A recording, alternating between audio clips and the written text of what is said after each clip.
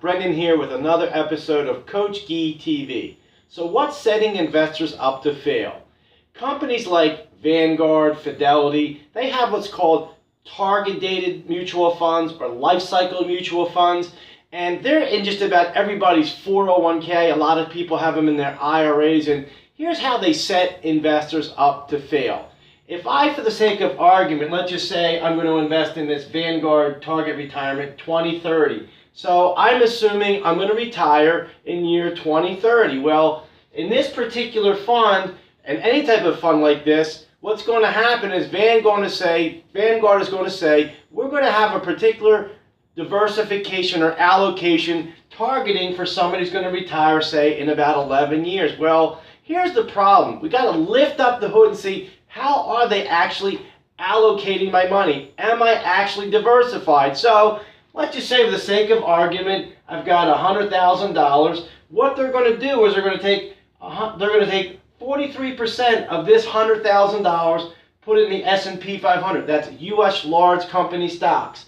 Then they're going to take roughly 27.5%, and they're going to put that in intermediate long-term bonds. Then they're going to take about 27.5%, and they're going to put that in international large company stocks. So let's look at this for a second. Let's say $100,000 is all the money I have for retirement, and I'm going to take advantage of this fund. Well, $43,000 goes into U.S. large company stocks. That's a pretty volatile asset class. If you think back to 2008, U.S. large company stocks went down about 45%. So if, for the sake of argument, I take my money, I put 43% here, 43% of my money takes a 40% hit. That's awfully big hit to absorb. Also, step back and take a look at all the different types of investments where they put no money, for the sake of argument.